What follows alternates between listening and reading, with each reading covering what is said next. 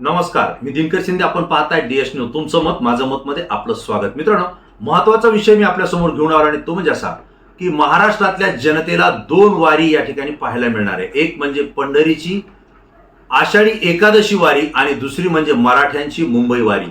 मनोज जरांगे पाटील हा मराठा समाजासाठी विठ्ठल आहे, तेच आमचं दैवत आहे, अशा पद्धतीची हाक राज्यातल्या 6 कोटी नव्हे तर जवळपास कोट्यावधी मराठा समाजांनी दिलेली आहे. आणि मनोज जरांगे पाटील यांच्यामुळे मराठा समाजाला कुणबीचे प्रमाणपत्र शोधून ओबीसीचं आरक्षण त्या ठिकाणी मिळाले. ओबीसी प्रवर्गामध्ये मराठा समाज हा बहुसंख्येने आलेला आहे, परंतु ज्या मराठा बांधवांच्या कुणबीच्या नोंदी सापडलेल्या नाहीत त्यांना मात्र ओबीसी प्रवर्गात अद्यापही आलेलं नाही. आणि त्यामुळे मनोज जरांगे पाटील यांनी आंदोलनाची हाक दिलेली. गेल्या 2 वर्षापासून जरांगे पाटील हे महाराष्ट्रामध्ये आंदोलन करतायत आणि हैदराबाद गॅजेट असेल, बॉम्बे गॅजेट असेल किंवा सातारा गॅजेट असेल, हे तीनही गॅजेट जे अधिकृत आहेत हे राज्य सरकारनं लागू करावेत अशी त्यांची मागणी आहे.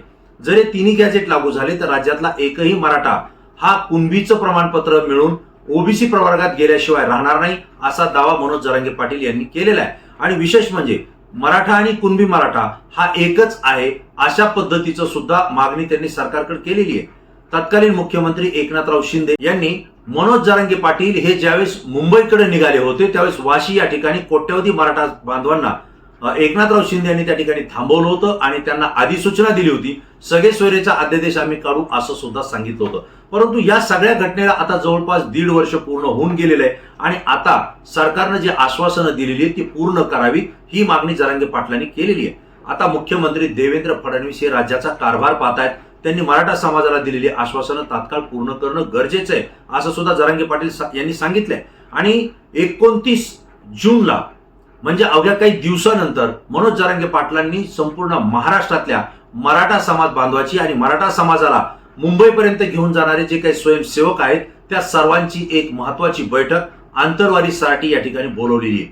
ही मराठा समाज ज्यावेळेस मुंबईला जाणार आहे 29 ऑगस्टला, त्याही पूर्वी 29 जूनला म्हणजे 2 महिने अगोदर जरांगे पाटलांनी आंतरवालीमध्ये मराठा समाज बांधवांची बैठक बोलवली.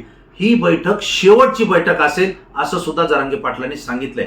या बैठकीसाठी उपस्थित राहण्यासाठी मराठा स्वयंसेवक प्रत्येक गावामध्ये जात आहेत, बैठका घेत आहेत. प्रत्येक गावातून 29 ऑगस्टला जी मुंबईमध्ये या ठिकाणी मोर्चा निघणार आहे, आंदोलन निघणार आहे, रॅली निघणार आहे, या रॅलीमध्ये कसं सहभागी व्हायचं आणि सहभागी झाल्यानंतर त्यांना कोणी कोणी कशी मदत करायची, रसद कशी पुरवायची, यासाठी मराठा समाज बांधवांची मोर्चे बांधणी सुरू झाली आहे. गावोगाव बैठका सुरू झालेल्या आहेत. प्रत्येक गावातून 10 ते 20 स्वयंसेवकांची नोंद त्या ठिकाणी घेतली जाते. त्यांचे फोन नंबर घेतले जात आहेत आणि त्याच्या पूर्ण याद्या जरांगे पाटलांकडे त्या ठिकाणी सुपूर्द केल्या जात आहेत. 29 ऑगस्टला जी बैठक आंतरवाली सराटीमध्ये होणार आहे याच नियोजनाच्या संदर्भात ही बैठक असणार आहे. त्यामुळे राज्य सरकारनं जरांगे पाटलांच्या या आंदोलनाकडे हलक्यात घेऊ नये असं या ठिकाणी मला आवर्जून सांगावं लागतंय. कारण जरांगे पाटलांच्या अनेक आंदोलनं मी कव्हर केलेले आहेत. जरांगे पाटील जे बोलतात ते करतात. परंतु आता या मागच्या 1.5-2 वर्षापासून मी जरांगे पाटलांना पाहतोय त्यांच्यामध्ये खूप बदल झालेला आहे. जे आक्रमक होते, जे रागीट पद्धतीनं काम करत होते आणि तात्काळ आपली प्रतिक्रिया देत होते, ते जरांगे पाटील आता या ठिकाणी मुत्सद्दी झालेले आहेत, जाणकार झालेले आहेत, अनुभवी झालेले आहेत आणि आंदोलन लाखोच्या संख्येनं कशी हाताळायची, ती कशी उभा करायची आणि त्याचा राज्य सरकारवर या ठिकाणी परिणाम कसा घडून आणायचा याचा पूर्ण अभ्यास, पूर्ण नियोजन हे जरांगे पाटलांकडे आहे. हे आता मला आपल्याला या ठिकाणी आवर्जून सांगायचं आहे. त्यामुळे मुंबई सारख्या ठिकाणी येताना कोट्यावधी मराठा समाजाला अत्यंत शांततेच्या मार्गाने वाशीपर्यंत जरांगे पाटलांनी आणलं होतं. त्यांना रसद कोण पुरवणार, त्यांना अन्नधान्य कोण पुरवणार, त्यांची राहण्याची व्यवस्था कशी होणार याची कुठलीही चिंता मराठा समाजानं केली नव्हती. केवळ जरांगे पाटलांनी आवाहन केलेले आणि आपल्याला त्यांच्या आव्हानाला प्रतिसाद द्यायचा आहे म्हणून मराठा बांधव घराच्या बाहेर पडले होते. हे संपूर्ण महाराष्ट्रानं नव्हे देशानं पाहिले. पण आता मात्र जरांगे पाटील जे मुंबईकडे निघणार आहेत, मुंबईला जी रॅली करणार आहेत किंवा मुंबईची जी वारी करणार आहेत ती करणार आहेत 29 ऑगस्टला. आणि त्यासाठी जरांगे पाटलांकडे अजूनही 2 ते 2.5 महिन्याचा कालावधी वेळ या ठिकाणी आहे. आणि त्यामुळे ही मोर्चेबांधणी अत्यंत अभ्यासूपणे चाललेली आहे. त्यामुळे यावेळची संख्या ही पहिल्या मोर्चापेक्षा अधिक पटीनं दुप्पटही असू शकते, तिप्पटही असू शकते. आता याचा आकडा सांगता येत नाहीये.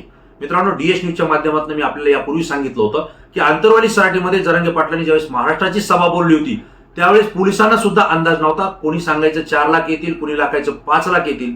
त्यावेळेस डीएस न्यूजनं पहिला अंदाज सांगितला होता लाख 2 लाख नव्हे 1 कोटीपेक्षा जास्त समाज बांधव त्या ठिकाणी एकत्र येण्याची शक्यता वर्तवली होती. आणि मित्रांनो 1 कोटीपेक्षा जास्त लोक आंतरवाली सराटीमध्ये आले होते. नारायणगड या ठिकाणी सुद्धा जरांगे पाटलांनी जी सभा घेतली होती, याही सभेचा अंदाज शासकीय यंत्रणेचा चुकला होता. माध्यमाने अंदाज लावण्याचा प्रयत्न केला होता. त्यावेळेसही डीएस न्यूजच्या माध्यमातून मी आपल्याला सांगितलं होतं की नारायणगडावरती होणारी जरांगे पाटलांची सभा ही अभूतपूर्व असेल, ना भूतो ना भविष्यती असे असेल असा मी त्या ठिकाणी उल्लेख केला होता. आणि आपल्याला माहिती आहे की या दसरा मेळाव्याच्या वेळेला विराट कोट्यवधी मराठा समाज बांधव हे नारायणगडावर आले होते. काहींची व्यवस्था झाली, काहींची व्यवस्था झाली नाही, पण तरी सुद्धा एकाही मराठा बांधवाने तक्रार केली नाहीये. परंतु आता मुंबईकडं ज्यावेळेस वाशी या ठिकाणी जरांगे पाटलांनी आंदोलन केलं होतं, त्यावेळेस सुद्धा कोट्यवधी समाज जमला होता. त्याचाही अंदाज राज्य सरकारला आणि प्रशासनाला बांधता आला नव्हता. आणि म्हणूनच मुख्यमंत्री एकनाथराव शिंदे यांना तात्काळ वाशी या ठिकाणी येऊन या आंदोलनाला त्या ठिकाणी थांबवावं लागलं होतं. हे सुद्धा मी आपल्याला आवर्जून सांगतो. आता या सगळ्या आंदोलनाचा जर अभ्यास पाहिला आणि अनुभव पाहिला तर यावेळेस 29 ऑगस्टला मुंबईमध्ये जरांगे पाटलांचा आणि मराठा समाजाचा होणारा जो मोर्चा असेल तो विराट नव्हे, तो अतिविराट असेल. तो जनसागर उसळा ज्याला आपण म्हणतो, तो प्रामुख्याने त्या ठिकाणी प्रत्यक्ष आपल्याला पाहायला मिळेल अशी या ठिकाणी स्थिती आहे. आज जरांगे पाटलांनी माध्यमांशी बोलताना सांगितलंय, समाज बांधवांशी बोलताना सांगितलंय की आपण सरकारला वेळ दिलेला आहे. सरकारमधले मुख्यमंत्री देवेंद्र फडणवीस यांचे अत्यंत विश्वासू असलेले मंत्री गिरीश महाजन हे अंतरवाली सराटीमध्ये आले होते. त्यावेळेस त्यांनी जरांगे पाटलांना सांगितलं होतं की देवेंद्र फडणवीस यांनी आता मुख्यमंत्री पदाचा पदभार घेतलेला आहे, थोडा आम्हाला वेळ द्या. थोड्या वेळानंतर आपण जे काही मागण्या केलेल्या आहेत, जे शब्द सरकारने दिलेला आहे तो आम्ही पूर्ण करू. आणि जरांगे पाटलांनी सांगितलं की आम्ही तुम्हाला वेळ दिलेला आहे, 1 2 3 महिने नव्हे तर आम्ही तब्बल तुम्हाला 1.5 वर्ष दिलेलं आहे. आणि या 1.5 वर्षामध्ये तुम्ही जे आश्वासन दिले होते की मराठा आंदोलकावरचे गुन्हे आम्ही मागे घेऊ, ते अद्यापही घेतले गेलेले नाहीयेत. त्यासोबतच जी काही शिंदे समिती आहे तिला मुदतवाढ देणं होतं. त्यासोबत ज्या काही जात प्रमाणपत्र देण्याची प्रक्रिया होती ती जलद गतीनं करावी ही त्यांची मागणी होती. जात पडताळणी अनेक जिल्ह्यामध्ये, अनेक तालुक्यामध्ये ती होताना दिसत नाहीये, ती सुद्धा आणखी गतीनं करावी ही जरांगे पाटलांची त्या ठिकाणी मागणी होती. आणि हैदराबाद असेल, सातारा असेल किंवा बॉम्बे गॅझेट असेल हे तुम्ही लागू करा ही सुद्धा मागणी होती. ते अद्याप पूर्ण झालेलं नाहीये. आणि त्यामुळे आता आम्ही विनंती करणार नाही, आता तुमच्याकडे कुठली मागणी करणार नाही. आम्ही थेट 29 ऑगस्टला मुंबईमध्ये विराट मोर्चा त्या ठिकाणी जनसंख्येने येतोय. आता जे काही असेल तो निर्णय सरकारनं घ्यावा असं सुद्धा जरांगे पाटलांनी सांगितलंय. मराठा समाज बांधवांना त्यांनी आवाहन केलंय की आता जो मुंबईचा दौरा असेल, आता मी जर मुंबईत पोहोचलो तर त्या ठिकाणी मी परत येताना आरक्षण घेऊनच येईल, नसता मी जिवंत परत येणार नाही असं सुद्धा त्यांनी सांगितलंय. यापूर्वी सुद्धा जरांगे पाटलांची घोषणा आहे की आता मी आंदोलन जर करेल तर आता माझी विजयी मिरवणूक निघेल, म्हणजेच आरक्षणाची विजयी मिरवणूक निघेल, नसता माझी अंतयात्रा निघेल. या वाक्यावर जरांगे पाटील ठाम आहेत. आणि आता मुंबईकडे जी काही आगेकूच ते करणार आहेत, हेच वाक्य, याच ठाम निर्धारानं ते मुंबईकडे जाणार आहेत हे मी या ठिकाणी आपल्याला आवर्जून सांगतो. कारण त्यांच्या समोर बसल्यानंतर त्यांच्याशी बोलताना त्यांच्या मनात काय चाललंय आणि किती पक्का निर्धार त्यांनी केलाय याचा अनुभव मला यापूर्वी आलेला आहे. आणि आता तर मला तो पक्का येतोय. त्यामुळे त्या निर्धाराने ते जात आहेत. त्यांनी मराठा समाजात बांधवांना सांगितलंय की तुम्ही माझ्या सोबत चला.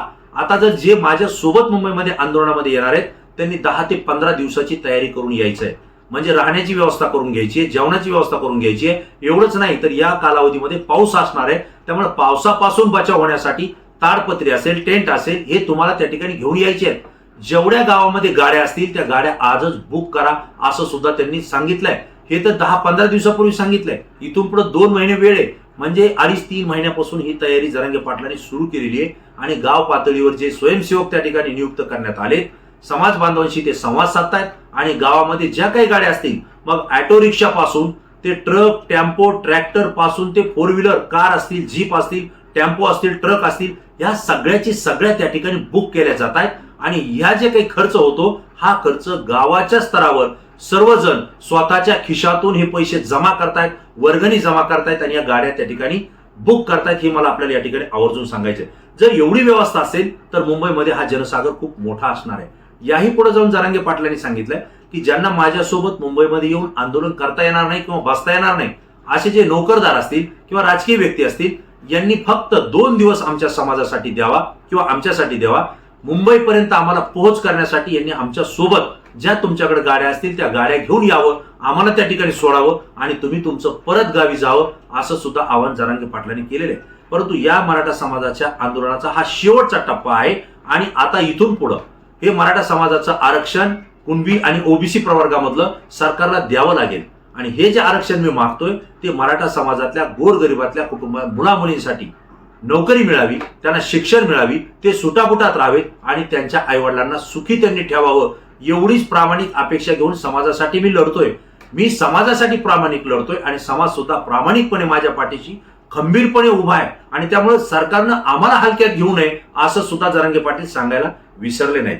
यावेळी मला आपल्याला आवर्जून सांगायचे की जरांगे पाटलांची जी रणनीती आहे ही सुद्धा बदललेली आहे. सुरुवातीला कोणाला यायचं कोणाला नाही तुम्ही ठरवा असं जरांगे पाटील बोलत होते, पण आता मात्र राज्यातल्या 288 आमदारांपैकी एक आमदार वगळता 287 आमदारांना मी वैयक्तिक फोन लावणार असल्याचं सुद्धा जरांगे पाटलांनी सांगितलंय. मग विद्यमान आमदार असतील ते सगळ्या पक्षाचे, खासदार असतील, आजी माजी आमदार, खासदार, लोकप्रतिनिधी किंवा त्या त्या ठिकाणचे जे काही जिल्हा परिषद पंचायत समितीला उभा राहणारे प्रतिनिधी असतील, या सगळ्यांनी आंतरवाली सराटीमध्ये 29 जून पर्यंत यावं आणि आमची जी काही मागणी आहे ती समजून घ्यावी आणि मुख्यमंत्री देवेंद्र फडणवीस यांच्याकडे लोकप्रतिनिधी म्हणून तुम्ही त्या ठिकाणी ती मागणी मांडावी अशी विनंती जरांगे पाटलांनी केलेली आहे. मराठा समाजाचेच नाही तर इतर सगळ्या समाज बांधव जे काही आमदार, लोकप्रतिनिधी असतील, खासदार असतील, त्यांनी आंतरवाली सराटीमध्ये यावं. त्यांना आम्ही आमची मागणी सांगतोय.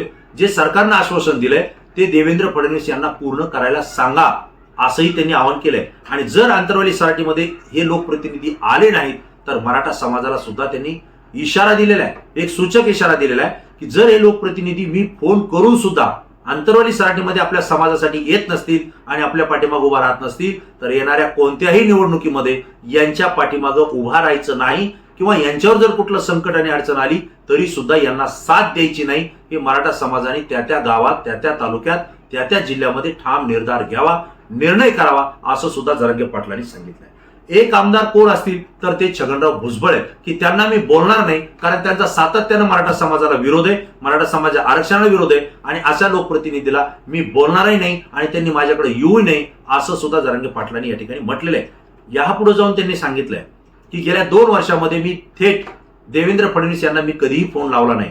फोनवर बोलणं झालं असेल दुसऱ्यांच्या किंवा माझा निरोप किंवा त्यांचा निरोप मला आला असेल, पण मी थेट त्यांना फोन लावणं हे 2 वर्षात घडलं नाही. ते मी आता त्यांना फोन लावून मराठा समाजाच्या आणि आमच्या मागण्या मी त्या ठिकाणी सांगणार आहे. त्यांनी सुद्धा या संदर्भात सकारात्मक विचार करावा असं सुद्धा जरांगे पाटलांनी या ठिकाणी आवाहन केलेलं आहे. पुढे जाऊन त्यांनी सांगितलंय की एखादा समाजच्या प्रश्नासाठी जर कोणी लढत असेल आणि त्याला जर कोणी अडचणीत आणण्यासाठी, संकटात आणण्यासाठी प्रयत्न करत असेल तर समाज बांधवांनी एकीनं, एका ताकदीनं त्याला विरोध करावा आणि जो आंदोलन करतो त्याच्या पाठीशी आपली ताकद भक्कमपणे उभा करणं गरजेचं आहे असं सुद्धा त्यांनी सांगितलंय.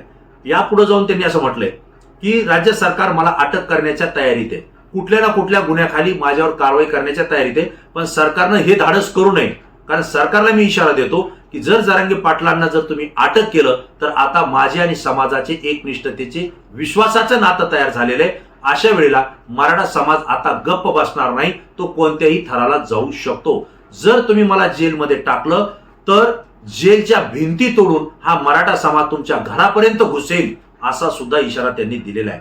केवळ मला जेलमध्ये टाकून मराठा समाज रस्त्यावरच उतरणार नाही तर मुंबईमध्ये जे काही धान्य येणार असेल, भाजीपाला येणार असेल, दूध असेल, हे सगळंची सगळं मुंबईमध्ये येणारा पुरवठा हा मराठा समाज त्या ठिकाणी शांततेच्या मार्गाने बंद करेल. कारण मराठा समाज जर कुठल्याही एका कार्यकर्त्याला खरचटलं किंवा त्याला पोलिसांनी चापटही मारली किंवा काठी जरी मारली तर हा मराठा समाज शांततेच्या मार्गाने मुंबईच्या सगळ्या राष्ट्रीय महामार्गावर बसेल. मुंबई पुणे असेल, पुणे मुंबई असेल किंवा नाशिक मुंबई असेल, हे सगळे राष्ट्रीय महामार्ग मराठा समाज त्या ठिकाणी जागेवर बसेल आणि कुठल्याही वाहनाला त्या ठिकाणी येऊ देणार नाही. मग ती एसटी असेल किंवा कुठलंही वाहन असेल त्याला प्रवास करता येणार नाही. रेल्वे रुळावर मराठा बांधव बसतील, रेल्वेही चालणार नाही. एवढंच काय तर मुंबईमध्ये विमान सुद्धा येणार नाही अशी परिस्थिती निर्माण होऊ शकते आणि या सरकारला असा कलंक लागेल की तो 40 वर्षामध्ये सुद्धा पुसून निघणार नाही अशी परिस्थिती होऊ शकते असा गर्भित इशारा जरांगे पाटलांनी दिलाय. आणि हा इशारा जर तुमच्या लक्षात आला असेल तर अशी परिस्थिती उद्भवू नये, त्यामुळे सरकारनं जो आपल्याला आश्वासन दिलेलं आहे ते तात्काळ पूर्ण करावा अशी सुद्धा मागणी त्यांनी या ठिकाणी केलेली आहे. मित्रांनो, 2 बैठका होत आहेत. एक म्हणजे सध्या गावोगाव बैठका होत आहेत सदस्य नोंदणीच्या किंवा सभा, तुमच्या मराठा समाजाचे जे काही सेवक आहे, स्वयंसेवक, त्या निवडीच्या बैठका होत आहेत, त्यांची नोंदणी केली जाते. दुसरी बैठक जी होते ती 29 जूनला आंतरवाली सराटीमध्ये होते. ती अत्यंत विराट असेल. महाराष्ट्रातले स्वयंसेवक त्या ठिकाणी उपस्थित राहणार आहेत आणि या 2 बैठकांनंतर शेवटचा जो काही मोर्चा असेल तो 29 ऑगस्ट मुंबई या ठिकाणी असेल. आणि म्हणून जरांगे पाटलांनी सांगितलंय की 29 जूनला जी बैठक होतीये त्यानंतर दुसऱ्या दिवशी 30 जूनला राज्य सरकारचं अधिवेशन होत आहे आणि या अधिवेशनामध्ये तात्काळ सरकारनं निर्णय घ्यावा, नसता आम्ही मुंबईमध्ये जाणार. कारण मुंबई कोणाच्या बापाची नाही, ती आमच्या बापाची आहे आणि आम्ही मुंबईमध्ये त्या ठिकाणी जाणारच. तुम्ही रोखण्याचा आम्हाला प्रयत्न करू नका, असा सुद्धा इशारा जरांगे पाटलांनी दिलेला आहे. मित्रांनो, एकंदरीत जर परिस्थिती पाहिली तर जरांगे पाटलांचं हे आंदोलन अत्यंत विराट स्वरूपाचं, आक्रमक स्वरूपाचं सुद्धा असू शकतं. आणि याही पुढे जो निर्धार जरांगे पाटलांनी केलेला आहे आणि मराठा समाजाचा जो वाढता पाठिंबा आणि साथ त्यांना सध्या मिळते, कारण डीएस न्यूजच्या माध्यमातून आम्ही सुद्धा जरांगे पाटलाचं नियोजन कसं आहे हे पाहण्याचा प्रयत्न केला. त्यावेळेस गावोगावी रात्र असेल दिवस असेल मराठा बांधवांच्या बैठका होत आहेत. त्या ठिकाणी कसं नियोजन करायचं याच्या याद्याही तयार होत आहेत आणि गाड्या सुद्धा बुक केल्या जात आहेत. यावरून जरांगे पाटलांचं आंदोलनाची तीव्रता ही अत्यंत गंभीर आणि मोठ्या स्वरूपाची असेल असं मला या ठिकाणी सांगायचं आहे. राज्य सरकारनं सुद्धा आश्वासन दिलेलं आहे आणि हक्काचं जे आरक्षण आहे मराठा समाजाचं, ज्या मागण्या आहेत त्या तात्काळ पूर्ण कराव्यात. मुंबईपर्यंत जरांगे पाटील आणि मराठा समाजाला येण्याची वेळ सरकारनं येऊ देऊ नये, नसता सरकारला पुन्हा मुंबईवर ताब्यात ठेवणं हे जड जाईल. कारण त्यांचं सरकार सुद्धा पुन्हा पडू शकतं अशी स्थिती आज तरी राज्यामध्ये आहे असं मला वाटतं. मित्रांनो, तुम्हाला काय वाटतंय? जी माहिती दिली ती योग्य आहे का? जरांगे पाटलांचं आंदोलन हे अत्यंत विराट स्वरूपाचं होईल का? किंवा आंदोलन होण्यापूर्वीच राज्य सरकार मागण्या मान्य करेल? तुम्हाला काय वाटतंय? तुमची प्रतिक्रिया तात्काळ द्या. मित्रांनो, तुमची प्रतिक्रिया अत्यंत अभ्यासू असते, संपूर्ण राज्यातून असते, म्हणून ती आमच्यासाठी अत्यंत महत्वाची असते. डीएस न्यूजला सबस्क्राईब केलं नसेल तर तात्काळ सबस्क्राईब करा आणि आम्हाला सुद्धा सहकार्य करा. पुन्हा नवीन विषय, नवीन माहिती घेऊन आपल्या समोर येईल. तोपर्यंत धन्यवाद.